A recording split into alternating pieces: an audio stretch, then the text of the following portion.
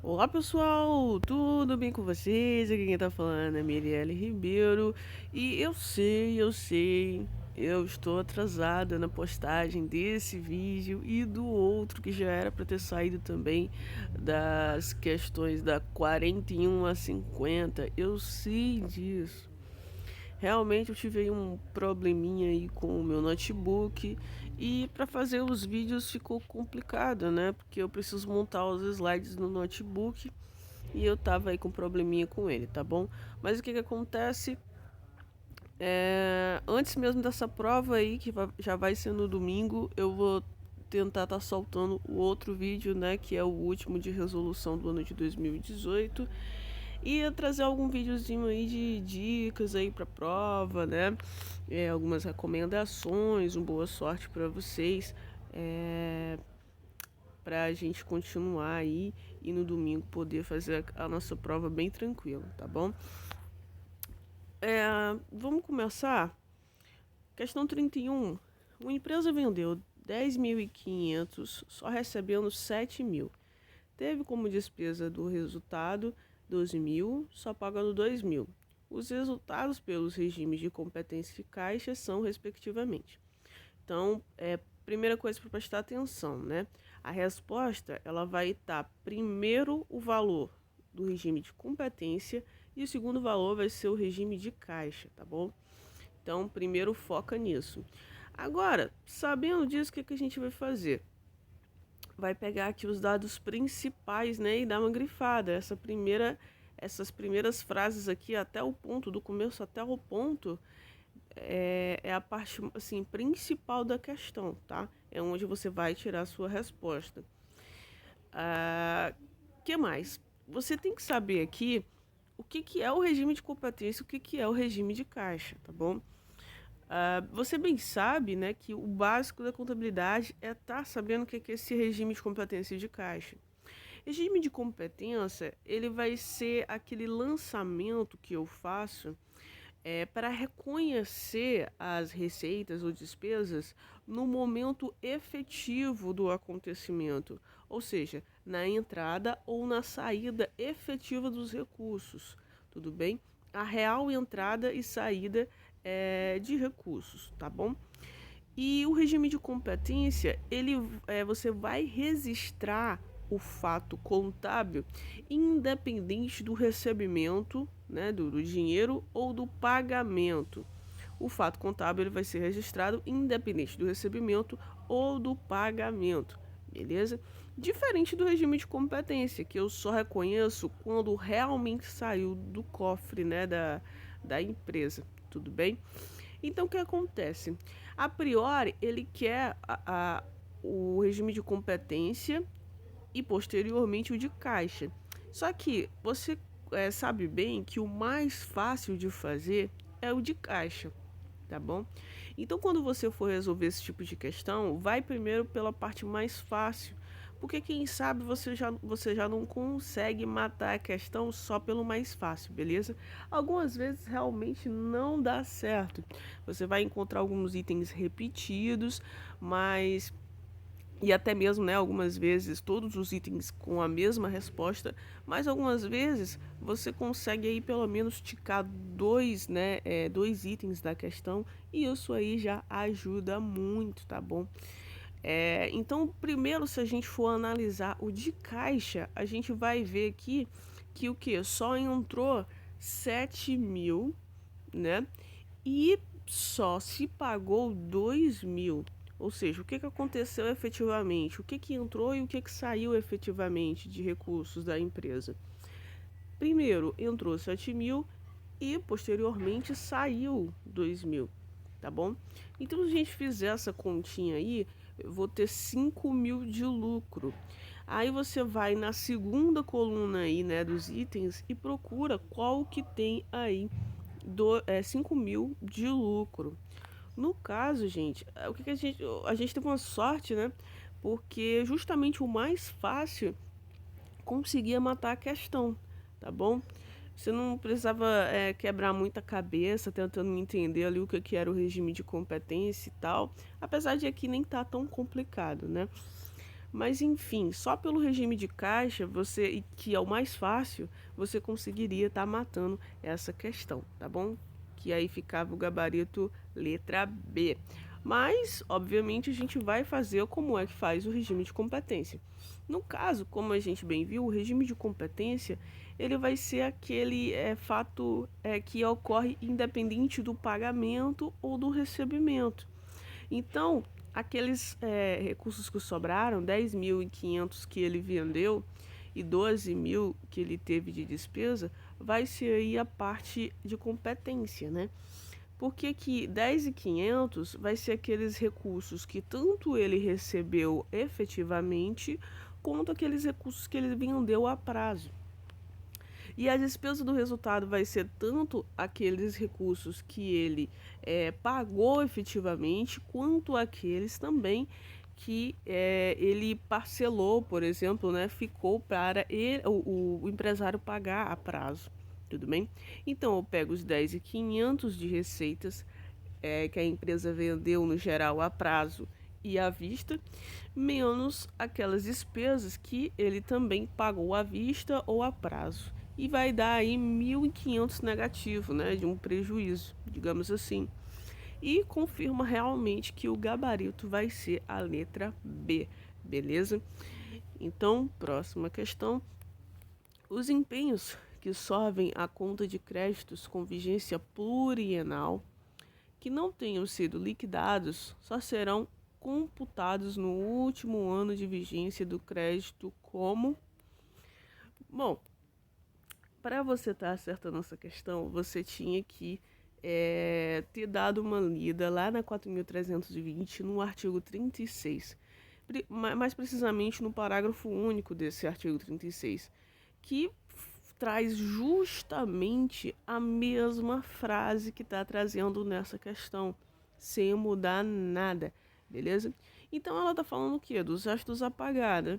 Que são despesas que são empenhadas, mas que não foram pagas até o dia 31 de dezembro, e vai distinguir ali das processadas das não processadas. As não processadas ainda se distinguem em a liquidar e em liquidação, não é verdade? E tem um parágrafo único que é justamente a pergunta da questão, que fala que os empenhos que sobem à conta de créditos com vigência plurianual, que não tenham sido liquidados, só serão computados como restos a pagar no último ano de vigência do crédito. O que ele está querendo dizer aqui, né? A priori a gente já sabe o que a resposta é restos a pagar, tá bom? Mas o que acontece? Por que restos a pagar? Por que ele fala esse vigência plurianual de créditos? Bom, os créditos a pagar, eles vão ter... Não, primeiro, né, antes de tudo, vamos explicar direito o que é o resto a pagar, né? O resto a pagar, ele vai ser aquela despesa que não foi paga no exercício que era para ter sido pago. Por exemplo, eu fiz uma despesa, né, empenhei uma despesa esse ano, o Estado, né? E acabou que essa despesa eu não consegui pagar ela nesse ano, né, com o orçamento desse ano. Então, o que eu faço? Eu inscrevo ela em restos a pagar, tá bom?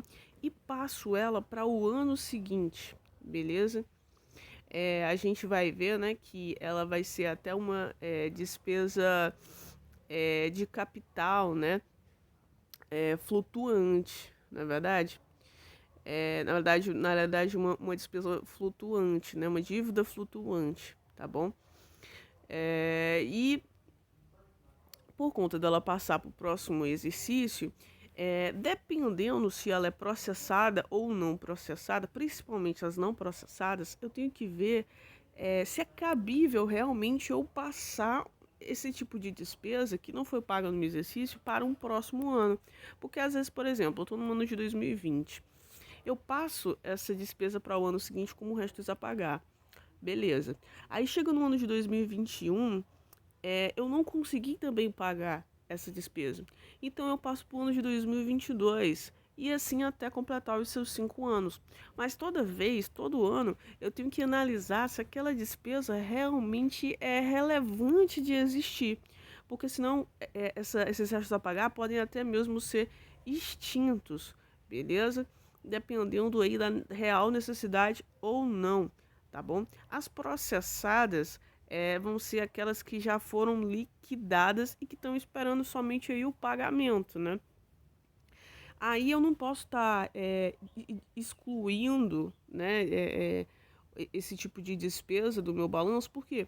Porque o cara que prestou o serviço para mim, órgão público, ele já prestou o serviço, ele já entregou o produto e falta eu pagar, né? E eu já até me certifiquei que ele realmente entregou, que ele realmente prestou o serviço através da liquidação e o que está faltando é o pagamento. Então, esse tipo de despesa, eu não poderia ali estar excluindo ali ao meu bel prazer, não vou pagar, entendeu? Não, porque o cara ali já tem o direito de recebimento, né, garantido, tanto que eu mesmo liquidei, né? Quando eu falo ali de estágios ali da despesa, né, de empenho, na parte ali de empenho, liquidação, pagamento, tudo mais, não é verdade? Então, se eu já disse que está liquidado, né? O único processo que falta é pagar, então não posso estar excluindo ao meu bel prazer. As não processadas, aí sim eu tenho que ter um cuidado, porque nenhuma delas foi processada, foi liquidadas, não é verdade? Uma parte ali está esperando ali a administração pública liquidar, outra realmente o cara nem entregou o produto. Então, realmente aqui tem que dar uma analisada para ver se realmente compensa passar esse tipo de despesa para o ano anterior. Mas se compensar, você tem 5 anos aí, né, para poder estar passando ela de ano em ano como restos a pagar, tudo bem? Fiquei muito tempo aqui falando, me explicando isso, porque é um assunto um pouquinho assim, chatinho, né, restos a pagar, tá bom? Então, o que ocorre? A gente já sabe aqui que o gabarito é a letra C, tá bom? Restos a pagar. Ele está falando aqui de restos a pagar, tá? Então, próxima questão. 33. Assinale a opção incorreta sobre as situações em que é dispensável a licitação. Então, olha só. A gente tem 3 probabilidades aí, né, de não fazer uma licitação. A gente, a priori, pode, né, ter uma licitação dispensada, que geralmente é para alienação de bens, né? A gente pode ter uma dispensável, que é o que ele está perguntando na questão, que ali eu vou ter a discricionariedade de acordo com um rol taxativo que a 8.666 traz. Então, para me poder não licitar e fazer uma contratação direta, eu tenho que ver se encaixa na legislação. Eu tenho que ir lá nos tópicos da legislação, nos incisos, né? E ver se algum deles se encaixa na situação que eu estou querendo contratar diretamente sem fazer licitação, tá bom? É um rol taxativo. Se não tiver ali, eu não posso fazer essa contratação direta através dispensando, né, a licitação, tá bom? Então não poderia. E tem também a inexigível, que no caso ele não é um rol taxativo, e sim exemplificativo. Em outras palavras, ele dá ali a ideia do que é inexigível, do que não pode, digamos assim, ser licitado. Por quê? Porque a concorrência ela não ia existir. Então, não haveria por que licitar se não há concorrência. Por exemplo, no mercado é só aquele cara que faz aquele produto, tá bom? É só aquele cara que tem aquele tipo de serviço. Então, para que eu vou fazer uma licitação? Que a licitação é meio que uma democracia, né? E tem uma isonomia para todo mundo poder participar, sendo que só um cara faz aquele produto ou presta aquele serviço, entendeu? Então, são essas 3 formas aí, né? No caso é o seguinte, explicar desde o começo, né? Quando você quer, por exemplo, comprar um carro, né? Você, pessoa física, quer comprar um carro, digamos, e você descobre que esse carro, né, é caro ou é barato, não me importa para você. Você vai comprar esse carro, independente se for caro ou barato, independente se está no preço do mercado ou não, se você quiser, entendeu? Já a administração pública não, ela tem que atender ali, né, a 8.666 e para que é a, né, é a lei de licitações. E o que que é licitar? É fazer um processo para poder comprar ou, né, ter ali comprar um produto ou adquirir um determinado serviço para a administração pública. Então você, pessoa física, não precisa, né, abrir uma licitação, abrir um edital, ver a proposta das pessoas e tudo mais. Não, você somente vai no estabelecimento e compra o produto. A administração pública não, ela tem todo um processo, né? Por quê? Porque ela trabalha com o nosso dinheiro, né? Então, ela tem que ter todo ali um processo para encontrar a proposta mais vantajosa, né? Essa é a palavra-chave aí, não é a proposta mais barata, nem a mais econômica, que algumas questões vêm trazendo aí, é a mais vantajosa, tá bom? Algumas vezes a administração pública, ela quer usar ali do tipo melhor preço ou técnica e preço, né? Então, depende aí do que a ou menor preço, né? Depende aí do que a administração pública está procurando como vantagem, né? Como proposta mais vantajosa, né? Desculpa, proposta mais vantajosa. Então depende da administração pública do que vai ser a proposta mais vantajosa para ela. Às vezes pode ser uma coisa mais cara, pode ser também o bom, mas ao mesmo tempo é barato, pode ser o mais barato também. Por exemplo, eu vou comprar caneta. Eu preciso comprar umas canetas as canetas mais caras? Não, compro as mais baratinhas, entendeu? Então, cada licitação requer ali um melhor tipo ali e modalidade também, né? Que como aquilo vai ocorrer, né? Como aquela licitação vai ocorrer, tá bom? Então, vamos aqui para a questão que eu já falei demais, né? Como eu falei para vocês, existem esses três casos aí de dispensa, né, de licitação. Ela pode ser tanto dispensada, como dispensável, como inexigível. Ou seja, eu não vou precisar fazer a licitação, tá bom? Eu vou poder fazer uma contratação direta do produto ou do serviço, tá? E ele aqui que é o que? A alternativa incorreta, ele quer a errada sobre dispensável. Como eu falei com vocês, a licitação dispensável, né, a dispensa de licitação na parte dispensável, eu tenho ali um rol taxativo. Ou seja, esses itens aqui, a maioria deles estão dentro da legislação e se você for licitar de modo dispensável e não estiver ali dentro, então não é modo dispensável, tá? Para você listar do modo dispensável, você tem que seguir algum daqueles itens, algum daqueles incisos que estão lá, porque é um rol taxativo, tá bom? Ou tem que ser algum deles, ou não é dispensável, beleza? Então, o que eu vou aconselhar para vocês? Sempre é bom, antes da prova, tá dando uma lida nesse artigo, beleza? Eu acho que eu até trouxe ele aqui, quais são os artigos, deixa eu ver. Trouxe sim, olha aí. A dispensada tá lá no 17, a dispensável tá lá no 24 e a inexigível tá no 25. Antes de você ir para a prova, dá uma lida no artigo 24. Dá uma lida para ficar ali na memória ali, né, naquela memóriazinha curta, né, só de fazer a prova mesmo, tudo bem? Sempre tem que estar dando uma lida nesse artigo 24, aqui e acolá. Por quê? Porque pode cair esse tipo de questão aqui que caiu.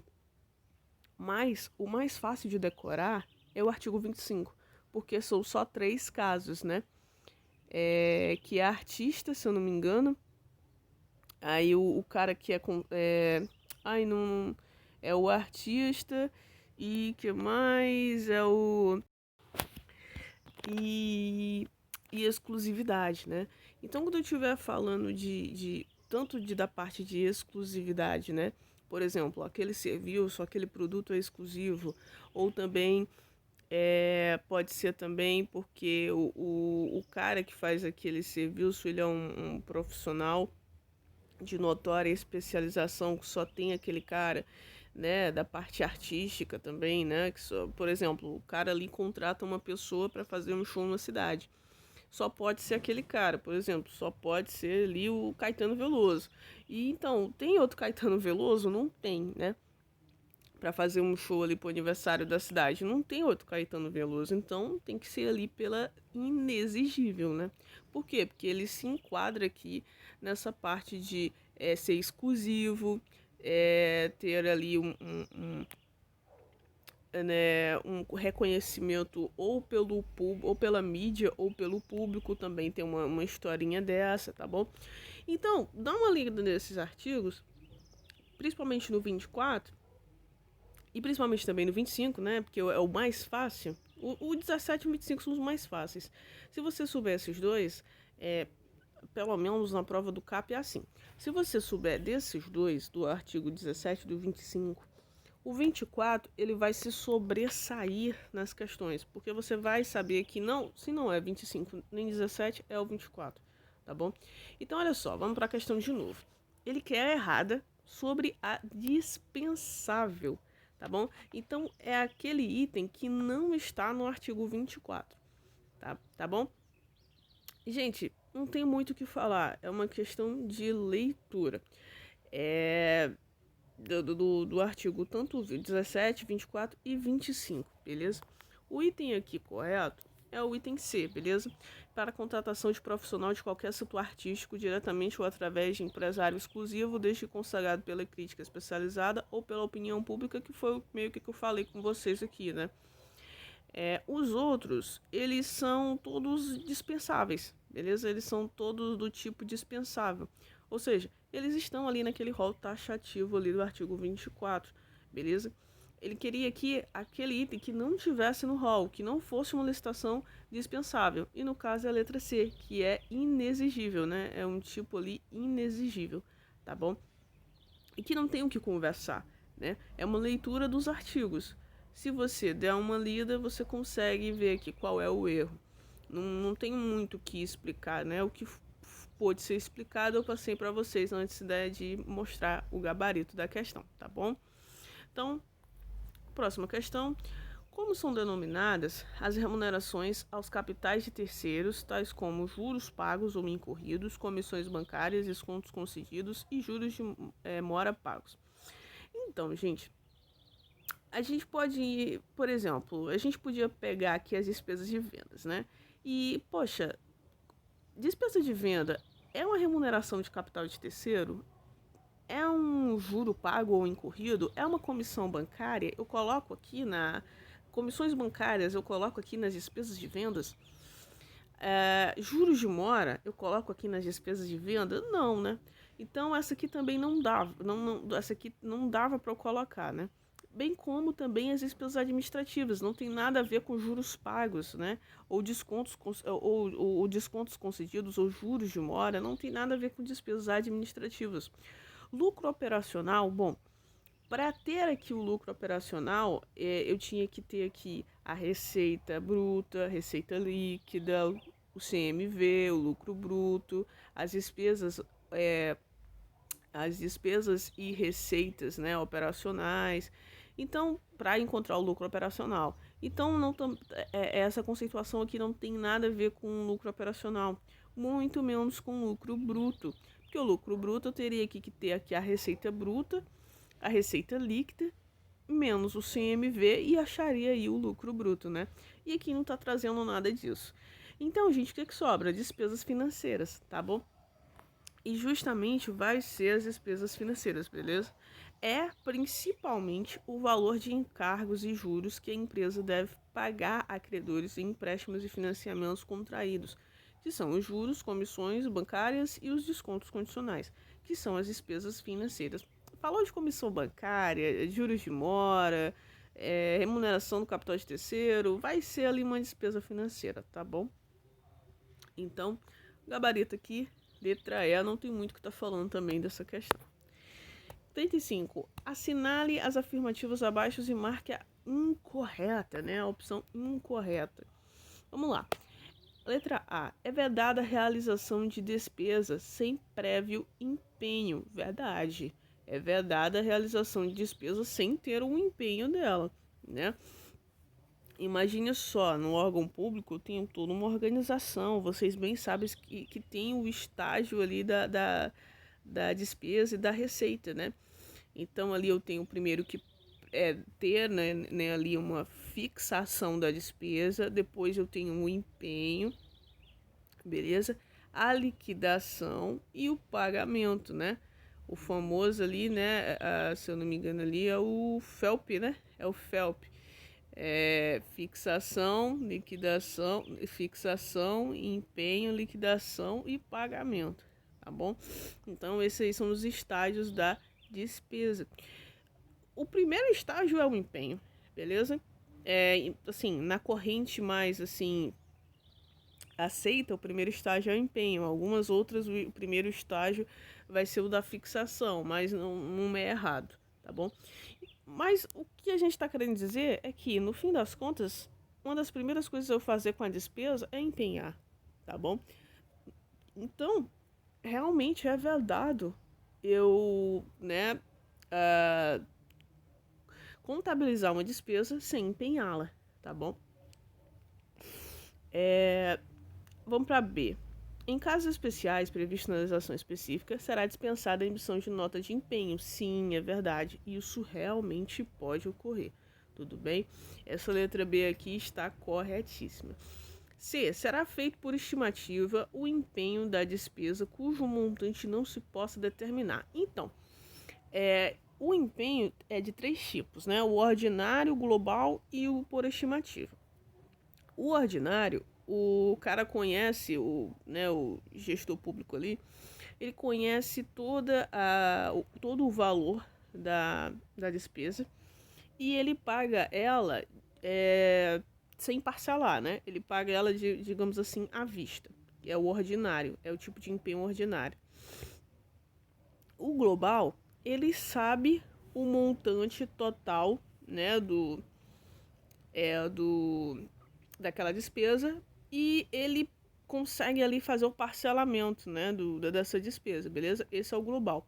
E o por estimativa, ele não consegue ali determinar qual é o valor, né, daquela despesa. Porque vocês bem sabem que tem despesas aí que a gente não sabe muito bem qual vai ser o valor, né? Então, é difícil determinar. Então, eu posso fazer um empenho ali por estimativa, beleza? São esses 3 tipos de empenho que existem.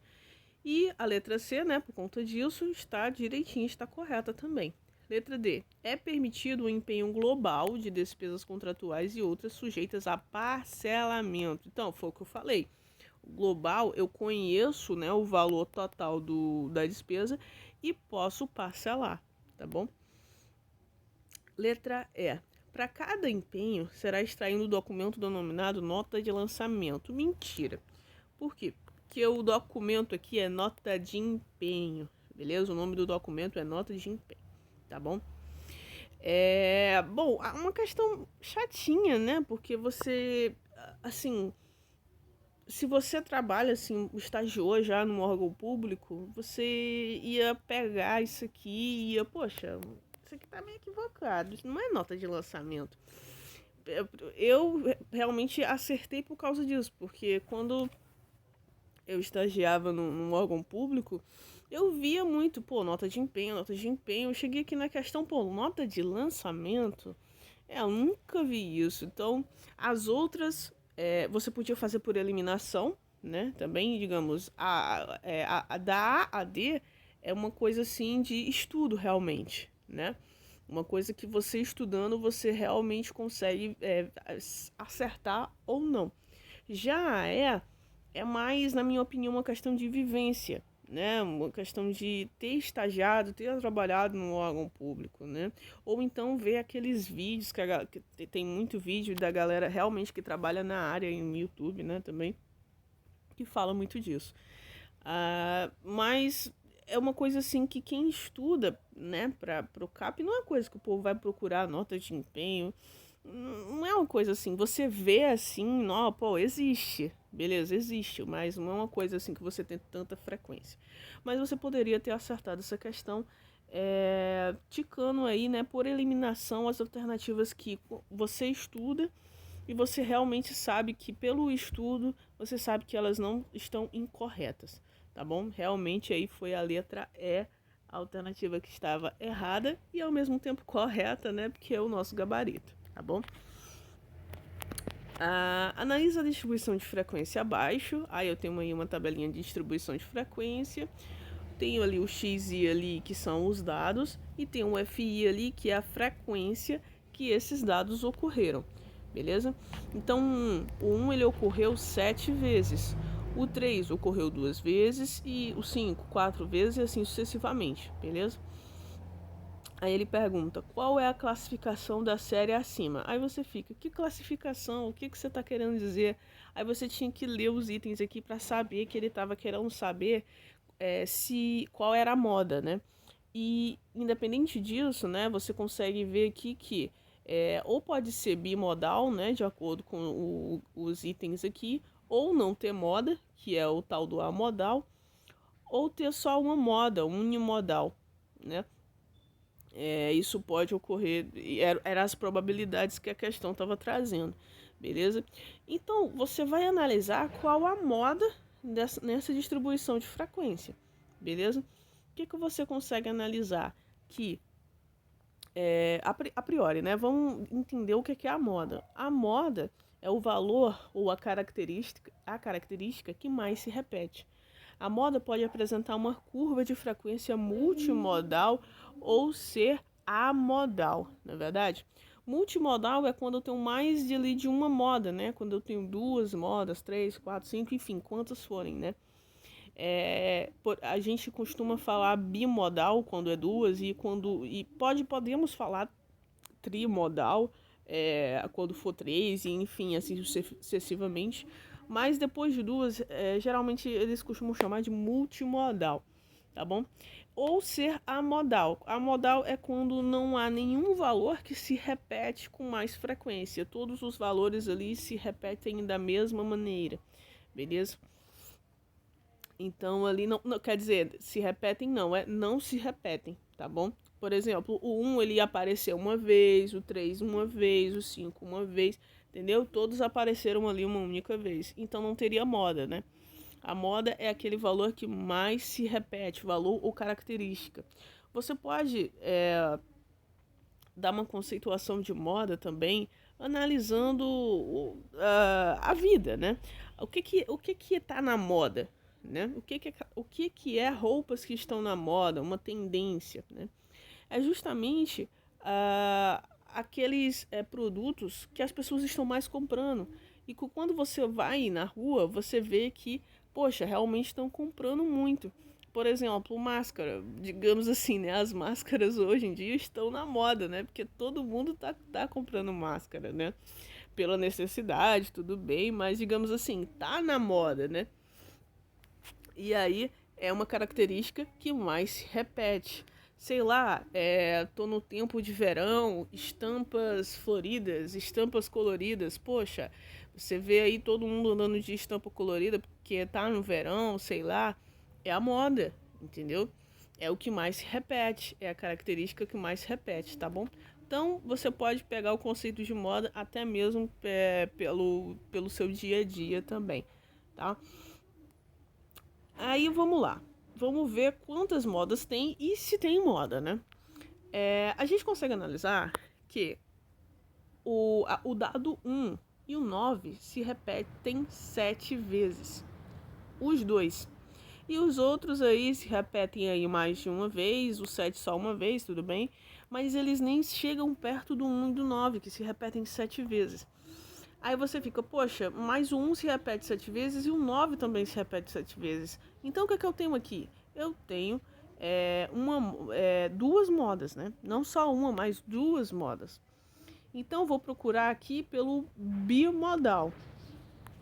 Aí o que acontece? Sabendo disso, eu ficava ali com 2 gabaritos, né? Ou poderia ser letra A ou D, porque é bimodal. Aí, o que, que vai acontecer aqui? Para você estar acertando a questão. Você tinha que saber aqui que XI é os dados, né? Os dados que ele está estudando. E que o FI é a frequência que esses dados ocorrem. Entendeu? Então, quando você for dar a moda, ou seja, quando você for falar o valor que mais repete, você vai falar o XI. Você vai falar o dado que mais repete. E não quantas vezes ele se repetiu, beleza? Então você tem que procurar o gabarito que tenha 1 e 9, beleza? Que no caso aqui é a letra D, né? Bimodal com moda igual a 1 e moda igual a 9, tá bom? Então não seria ali a letra A, beleza? É isso aí. Próxima questão. Assinale a opção que não apresenta uma dívida flutuante. Ah, aquela que a gente estava falando lá dos restos a pagar. Lembra que eu falei, pô, restos a pagar é uma dívida flutuante, pessoal. Entendeu? Eu até vacilei ali falando ali outra besteira, né? Despesa de capital, mas não, tava querendo dizer dívida flutuante, tá? Então, o que acontece? Ele quer aqui saber aquele que não é uma dívida flutuante. E o que acontece? O que você tinha que estar entendendo aqui? A dívida flutuante é aquela contraída pela administração pública por um breve e determinado período de tempo. Ou seja, de certa maneira, né, a dívida flutuante ela pode ali acabar também sendo uma despesa de capital, tá? Por quê? Porque algumas delas eu vou ter que receber e posteriormente vou ter que devolver ao credor. Mas eu não gosto de comparar muito com despesa de capital, porque nem todas vão seguir assim essa mesma lógica, tá bom? Então o que eu gosto de dizer? Que a dívida flutuante vai ser aquela despesa que eu contraio por um breve e determinado período de tempo. Melhor dizer desse jeito, ao invés de ficar comparando com despesa de capital, tá? Ao meu ver, né? Então, o que ocorre? Você dando uma lida lá no artigo 92, você vai ver direitinho quais são ali as dívidas flutuantes, que é o restos a pagar, excluído os serviços da dívida a pagar. Por quê? O serviço da dívida a pagar, ele vai ser uma espécie de restos a pagar, tudo bem? Só que para não separar, se eu não me engano, o serviço da dívida a pagar vai ser os juros ali do principal da dívida, se eu não me engano, não é isso. E aí o que ocorre? Para não. E vai ser um restos a pagar também. Só que eles não quiseram misturar o restos a pagar com esses juros que estão a pagar. Então, eles pegaram e separaram o restos a pagar e serviço da dívida a pagar, que são a mesma coisa, praticamente, tá? Mas eles separaram ali pelos nomes para você saber ali o que é serviço da dívida, né? E o que é ali o restos a pagar, tá bom? Então, isso aí ficou separado. Aí, obviamente, eu excluo ele do restos a pagar, mas ele também é uma dívida flutuante, o serviço da dívida a pagar. E também tem os depósitos e os débitos de tesouraria, né? Os débitos em tesouraria, tá? Então, esses aí são os restos esses aí são as dívidas flutuantes, beleza? Essas são as dívidas flutuantes. E aí, o que a gente tem que saber na questão? Qual dos itens aqui não se enquadra nesse artigo 92 lá da 4.320 aqui, tá bom? Eu esqueci até de colocar a lei, da 4.320, beleza? E o que a gente consegue analisar aqui? Que a letra C não se enquadra em nenhum desses, né? Porque ela fala serviço da dívida a receber e não é receber, é a pagar, tá? Os outros todos são dívida flutuante, tudo bem? Então você tinha que estar realmente dando uma lidinha aí na 4.320 nesses tópicos aí, beleza? Questão 38, no que se refere à modalidade convite, assinale a opção que apresenta o prazo mínimo até o recebimento das propostas ou da realização do evento. Então, a modalidade aqui vai ser convite, né? Existem diversas modalidades, né? Tem a concorrência, tem a tomada de preços, tem o concurso, o convite, o leilão, não é verdade? Mas aqui ele escolheu falar do convite e perguntar qual é o prazo mínimo para o recebimento das propostas ou da realização do evento. E aí, gente, não dá para correr, por quê? Porque você tinha que estar lendo a 8.666 e estudando um pouco sobre esse assunto, beleza? Mas tem uma tabelinha para você poder, né? No caso aqui, isso aqui tá lá no artigo 21, no parágrafo 2º, mas você podia estar lendo isso aí, mas eu fiz uma tabelinha que é o que geralmente o povo tá fazendo hoje em dia, tudo bem? Que dá uma separadinha. Então, olha só, concurso e concorrência, a concorrência, quando estiver falando de empreitada integral e melhor técnica e preço, vai ser 45 dias. Se a gente estiver falando da concorrência nos demais casos, que não se enquadrem nos casos acima, e na tomada de preço, melhor técnica e preço, vai ser 30 dias. Tomada de preços, né? Novamente, tomada de preços novamente, só que nos casos que não se enquadram nos casos acima. E leilão vai ser 15 dias. E o convite vai ser 5 dias, beleza? Então a resposta aqui vai ser convite 5 dias. Só que ocorre outra coisinha que eu quero falar com vocês. Se vocês se atentassem que era convite, e vocês se atentassem que convite ele é uma modalidade de licitação mais célere, né? Uma modalidade ali que mais simplificada, digamos assim. É uma modalidade que tem menos tempo, né, de realização do edital e tudo mais, né, de recebimento das propostas, você conseguiria estar analisando que, poxa, se a modalidade convite ela é mais célere, então muito provavelmente os dias eles vão ser úteis e não corridos, tá bom? Qual é a diferença de útil e corrido, né? Os corridos, ele vai contar até com o final de semana e feriado. Os dias úteis não, ele conta com dia útil mesmo, beleza? Então, você conseguiria aí estar ficando entre letra D e E, né? E, no caso, você realmente ia ter que saber que o convite vai ser 5 dias úteis, beleza? 8 dias úteis aí vai ser pro pregão, tá? E pregão não tá na 8.666, beleza? Então, como ele tá falando também de modalidade convite, né? 5 dias úteis, tá bom? Que é aí o gabarito letra E. Não tem pra onde correr, tinha que estar lendo aqui a 8.666, beleza? Questão... Opa, nem tem o número aqui da questão, vai ser a 39, questão 39. Correlacione as entidades políticas administrativas, as suas respectivas definições, assinalando a seguir a opção correta. Tá bom, tropa. Aí eu tenho aqui entidades, né? Autárquicas, fundacionais, estatais, empresariais, paraempresariais, enfim.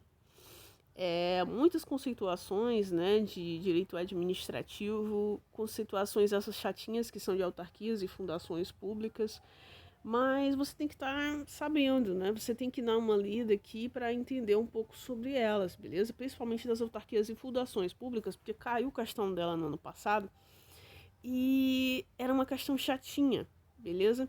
Mas ainda bem, né? Ainda bem, ou enfim, não ainda bem, que ela foi anulada, foi uma questão anulada, mas pode ocorrer de vir de novo esse tipo de questão e não ser anulada. Eles acabaram dando um errinho ali em umas coisas e não ficou muito de Deus. Mas eu expliquei, até eu trouxe esse conteúdo aqui do mesmo jeito que eu trouxe a resolução do ano de 2018, eu já trouxe a do ano de 2019. Então dá uma olhada lá para você ver qual foi a questão, beleza? Enfim, o que é que eu aconselho você a fazer aqui? Pega o item que seja mais fácil, beleza? Por exemplo, para mim aqui o item mais fácil para essas estatais. Por quê? Eu vou ter que procurar aqui algum item que fale sobre personalidade jurídica de direito público e que tenha poder político, né, poder ali de fazer lei, poder político, e também poder administrativo, né, poder de se autogerir, de se auto-administrar, beleza? E o que ocorre? Se eu analisar os itens, a única que traz isso, que só pode ser de direito público, né, as estatais, e que tenha tanto poder político, principalmente porque as autarquias e as fundações, elas vão ter poder administrativo, poder de se gerir, né? Mas elas não têm poder político, porque só quem tem poder político são as estatais, tá bom? Ali a União, os estados, os municípios, né? Então, as estatais ali vão ser a última frase, tá bom? Vai ser a última frase. Leia aí. São pessoas jurídicas de direito público que integram a estrutura constitucional do Estado e têm poderes políticos. Opa, estou procurando isso também, tanto de direito público quanto de poder político. E administrativo, tá? Como a União, os estados, os municípios, né? Os estados membros, os municípios e o DF. Então, esse aqui é as estatais. Essas aqui são as estatais. Então, eu já poderia aqui marcar 3 aqui, né? Na última aqui e, consequentemente, ver no gabarito qual alternativa tem o item 3 aí por último. No caso, gente, o único que tem é a letra E. Olha só, eu fui pelo mais fácil, digamos assim, e consegui já acertar a questão sem muito esforço, beleza? Então, o que eu aconselho a vocês é, poxa, começa por autarquia, fundação, não. Começa pelo que você acha mais fácil para você. No caso aqui, o mais fácil para mim foi as estatais. Mas também tem outro aqui que é super fácil, que você não precisaria estar tanto assim sabendo de direito administrativo, que são as empresariais, né? No caso aqui vai ser a penúltima frase, que são empresas jurídicas de direito privado, ou seja, ele está falando aqui das empresas empresariais no geral, as empresas do setor privado. São empresas de direito privado, instituídas sob forma de sociedade de economia mista ou empresa pública, né? No caso, está falando das empresariais, né? Com a finalidade de prestar serviço público que possa ser explorado no modo empresarial ou de exercer a atividade econômica relevante, interesse público. No caso aqui, ele não quis nem falar das empresariais de modo geral, ele quis falar da sociedade de economia mista ou empresa pública, né? Que elas podem ser, ao mesmo tempo, tanto públicas como empresariais, porque essas duas empresas, né? Esses dois tipos aí da administração indireta, sociedade de economia mista ou empresa pública, elas podem prestar serviço público, né? Elas têm a finalidade de prestar serviço público, mas elas também podem podem explorar ali o modo empresarial, que é um exemplo, Petrobras, beleza? Petrobras ali, ela tem um interesse público, mas ao mesmo tempo ela tem ali, né, um modo empresarial dela. Se eu não me engano, ela é uma sociedade de economia mista, beleza? Até mesmo porque ela é muito grande e todas as empresas assim, que são bem grandes assim, né, elas têm que ser SAs. E a sociedade de economia mista, obrigatoriamente tem que ser uma SA. Então, por isso que eu creio que seja uma sociedade de economia mista, beleza? Empresa pública, se eu não me engano, pode ter qualquer personalidade jurídica ali. Mas a sociedade de economia mista, não. Só pode ser sociedade anônima. E como a Petrobras, ela é assim, gigante, né? E tem ações e tudo mais. Aí, para ter esse tipo de coisa, só sendo uma SA mesmo. Então, no caso aqui, você poderia também ir pelas empresariais, que também não seria tão difícil. Você ia ter que procurar alguma aqui que fosse de direito privado, né? E as outras, olha só, ela fala assim, a primeira, são pessoas de direito privado. Aí você podia confundir com essa aqui, essa primeira, né? Essa primeira frase também. Mas, o que você ia estar matando aqui das empresariais? Que elas podem explorar o lado empresarial, entendeu? Elas podem também ser lucrativas, né? Então, por isso que você não deveria estar se confundindo com a primeira frase, beleza? Com a segunda frase, direito público, não, porque é direito privado, beleza? Jurídica de direito público ou de direito privado? Não, também, porque é só de direito privado, tá? Então, você podia estar indo pelas mais fáceis, beleza? Que você podia estar acertando. Agora vamos aqui dar uma lida aqui nas outras. Vamos ver a primeira frase. São pessoas jurídicas de direito privado que, por lei, são autorizadas a prestar serviços ou realizar atividades de interesse coletivo ou público, mas não exclusivos do Estado. Isso aí são as paraestatais, beleza? O que acontece? Opa, voltar aqui, acabei. O que acontece? Elas aqui vão ser aquele famoso sistema S, né? SESI, Senai, SESC, né? Vão ser essas entidades aí, beleza? Então no gabarito também tá ok ali, né? Tá falando que o item 5 e realmente são as paraestatais, tá bom? O próximo, são pessoas jurídicas de direito público. Opa, pode ser tanto autarquia como fundação. Porque vocês bem sabem que as fundações, elas também são de direito público, mas também são de direito privado, né? Elas tanto podem ter a personalidade jurídica pública quanto privada, beleza? Então, vamos lá.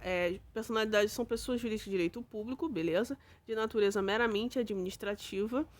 Tudo bem, até aqui pode ser, para mim ainda pode ser qualquer uma das duas, criadas por lei específica para a realização de obras ou serviços descentralizados da entidade estatal que a criou. Então, o que ocorre? Ele aqui em nenhum momento citou que ela pode ser também de direito privado, que poderia diferenciar também, né, das fundações. Por que ocorre? Como eu já conversei com vocês, as fundações, quando elas são de direito público, né, elas têm as mesmas características de uma autarquia. Então, por exemplo, se eu quisesse falar aqui da conceituação de uma fundação autárquica, né, que é assim que eles chamam, eu poderia dar essa mesma conceituação, tá? Porque ela segue os mesmos ditames das autarquias, beleza? Só que aqui, gente, ele não dá a entender que ela também pode ser de direito privado. Então, por isso que aqui vai ser uma autarquia, né? Essa segunda frase, que é o item 1, e não a fundação. Já na próxima, ele fala que, né, são pessoas jurídicas de direito público ou pessoas jurídicas de direito privado. Então, aqui já se enquadra nas fundações, devendo a lei definir as respectivas áreas de atuação, aí conforme o inciso aí que eles falam, lá da Constituição, né, o 19. Beleza? Então, realmente aqui são as fundações, beleza? Então, de acordo com o que a gente viu aí, gabarito letra E. Última questão. A legislação proibia expressamente a concessão de suprimento de fundos, e aí o que eu tinha que fazer? Né, dá uma lida lá no 4.320, novamente lá no artigo 69. Não se fará adiantamento a servidor em alcance, nem é responsável por dois adiantamentos, né? O que é o suprimento de fundo? O suprimento de fundo, ele vai ser dado ali ao é, agente público que ele não está ali nas condições perfeitas para poder empenhar uma empresa, empenhar uma despesa da melhor maneira possível, né? Porque geralmente o que ocorre? A pessoa está ali trabalhando, beleza, ali no órgão público, o que acontece? Tem que fazer, né, adquirir algum produto, algum serviço, e aí o que ela faz? Ela empenha uma despesa, beleza, faz um empenho, ocorre todo o processo, posteriormente liquida, beleza, não, sussa, começou bem, terminou bem. Só que o que ocorre? Às vezes, o agente público, ele não está ali, digamos assim, dentro, né, do próprio órgão público. E aquela despesa é imprevista, ocorreu de um modo que ele não estava esperando. Então, por exemplo, aqueles agentes públicos que viajam, né, por exemplo, ali com o carro do Estado, o pneu do carro furou, não tem um pneu reserva, né, não tem ali nada para eu poder estar fazendo a troca no próprio carro. Então, o que ele faz? Ele vai ter que comprar um novo pneu, né? Digamos assim, ou consertar o pneu, né? Se der para consertar. Então, o que ele vai fazer? Ele vai tirar do próprio bolso pagar? Não. Ele solicita um suprimento de fundo. E aí o cara, né? O gestor público que cuida aí dessa parte de empenhos, né? Ele vai ali fazer um adiantamento, né? Para aquele servidor, de determinado valor para que ele possa ali fazer o pagamento daquele imprevisto, daquela despesa imprevista que ocorreu com ele. Então, o suprimento de fundo ele vai ser ali para aquelas despesas imprevistas, beleza? E geralmente ali vão ser também com um valor que não é muito alto, obviamente, né? O cara ele, preciso comprar uma coisa que mais, sei lá, de 50 mil reais, enfim, coisa muito cara de 100 mil reais, enfim, porque os órgãos públicos, né, 50 mil reais não é nada. Mas, enfim, coisas assim de pequeno vulto, beleza? Geralmente vai ser para isso.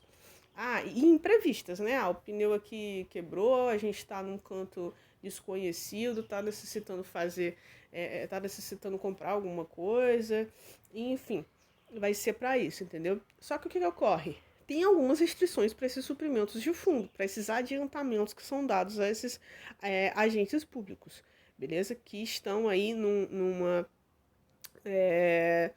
trabalhando de modo, como é que eu posso dizer, extraordinário, digamos assim, né? No Exército, né, nas Forças Armadas, no Exército Marinha Aeronáutica, tem bem mais disso, beleza? Então, algumas regrinhas existem, né, para você poder estar pegando esse adiantamento. Por exemplo, uma delas é você não estar em alcance, servidor em alcance, ou seja, você está ali com alguma pendência ali por exemplo, por você ter cometido alguns equívocos ali dentro dos órgãos públicos, né? Ou seja, você já é uma pessoa ali que tá pagando alguma pena, por ter feito algum ilícito, digamos assim, nos órgãos públicos, entendeu? Então você está em alcance, beleza? Melhor dizendo, né? Nem ilícito, assim, melhor dizendo. Vai ser aquele cara ali que não prestou contas de um suprimento de fundo, entendeu? Então, nos termos lá do inciso 5º, né, da instrução normativa do CNJ, vai ser aquele cara lá que não tem prestado contas com o suprimento de fundo no prazo regular ou cuja conta ele não tenha sido aprovada, tá bom? Esse vai ser o servidor em alcance. E também tem outra regrinha para aqueles servidores que já possuem 2 suprimentos, né, 2 adiantamentos. Eles também não vão poder receber. No caso aqui, não tinha muito o que estar fazendo, tinha também que estar conhecendo um pouco aqui da legislação, né, da 4.320, lá no artigo 69, beleza? E no caso aqui, o gabarito vai ser letra A, porque a legislação proíbe expressamente que o cara, né, seja responsável por 2 suprimentos de fundo, não é verdade? As outras aí, servidor declarado em alcance, não, não é não declarado em alcance, né? Não, é o contrário, ele tem que estar declarado em alcance para ser proibido. Para atender as despesas de pequeno vulto, não, né? Ela não proíbe, porque é justamente para essas despesas de pequeno vulto. Responsável por um suprimento? Não, são por 2 suprimentos. Para atender despesas eventuais, inclusive inviáveis, isso aqui não é proibido, é justamente também, o suprimento de fundo é justamente para isso, beleza? Então, é isso aí, pessoal. Eu espero que vocês tenham gostado e desculpe pela demora. Vou trazer também a outra parte, né, que é da questão 41 a 50, tá bom? É isso aí, forte abraço para vocês. Até a próxima. Tchau, tchau.